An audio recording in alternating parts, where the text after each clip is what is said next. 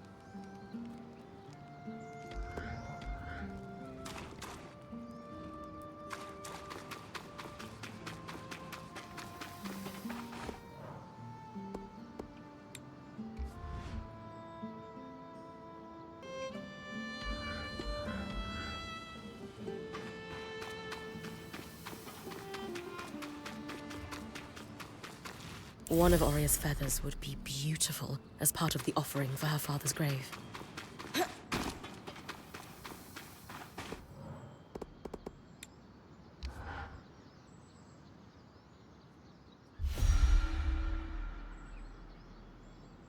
An offering for you, Junius. Time to talk to Arik.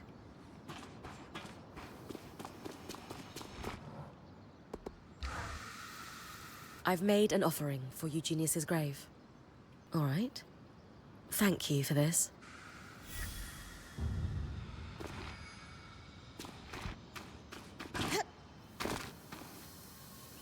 Oh, that's not right.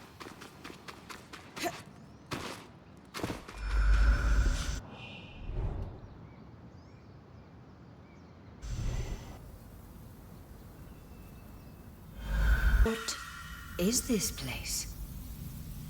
Osphine Pastures. Your father's farm. I thought you'd want to see it for yourself. My father lived here. More than lived. He gave his blood, sweat, and tears for the Enclave here. Eugenius Osphine may not have a statue in Denevron for excellence in weaving or kissing the eye's arse, but he kept the surviving weavers afloat during the aftermath of the Surge. I had no idea.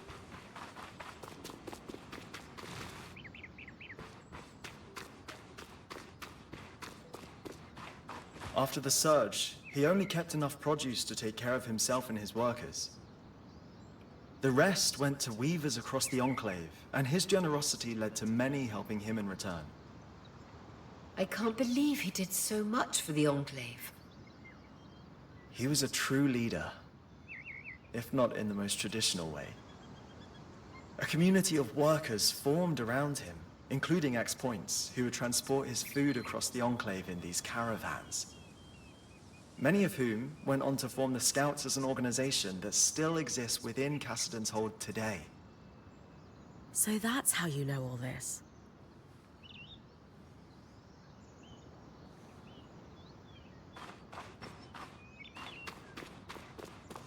Before the Arcs began malfunctioning, they were integral to farming across the Enclave. Many farmers refused to stop using them because of their efficiency, even at the risk of their farmhands being attacked. But your father scrapped his Arcs as soon as he got wind of the first malfunction to keep his workers safe. That can't have been an easy decision. But he made it, anyway. Everyone thought he was mad at the time, but in a few months when the attacks became widespread, his forethought was recognized.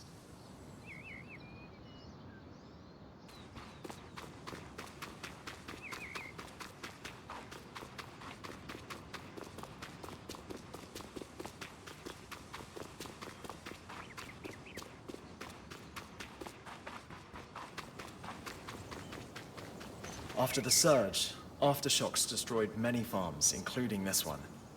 Tangles spread across the land, crops began to die. While other farmers abandoned their livelihood, Eugenius never did. He had to rebuild many times, but he weathered every storm. Wow. My mother told me he was driven. Of all his workers, Eugenius was said to be the first one in the field each morning and the last to leave at night. He sounds a lot like you, Aurea.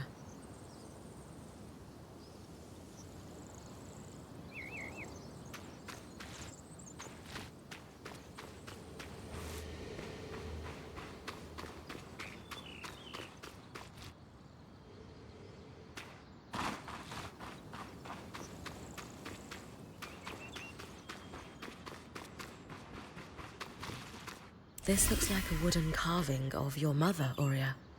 Please, bring it back for me.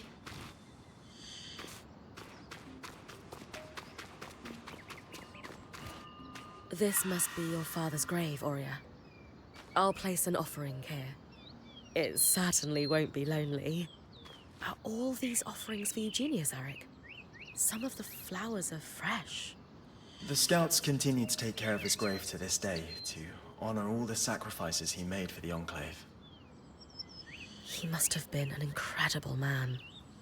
This is so much more than I ever could have expected.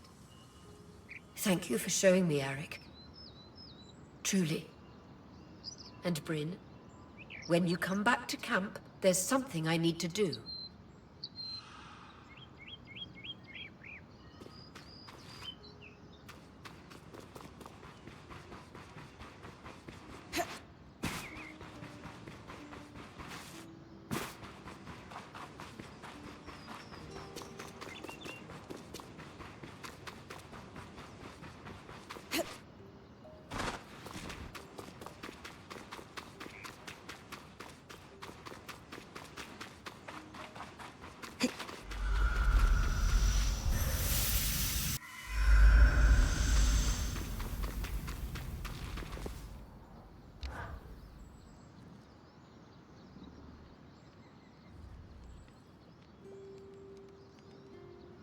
All right, everyone.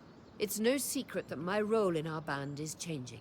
What each of you has done to help me find peace in that is more than anyone deserves. And the time has come for me to say that serving each of you as point has been just... Being your point has been the privilege of my life. I've loved every minute of it. But in every ending, there's a new beginning. She's been doing the job since we got here, and the time has come for us to congratulate Bryn on formally becoming your point. Well deserved. She's been exceptional. We're in great hands. Bryn, care to say a few words? I wanted this role for so long that, truthfully, the band I got it for didn't matter to me.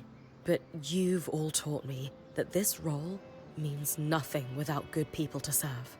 I couldn't ask for someone better to pass the torch to. Thank you, Aurea.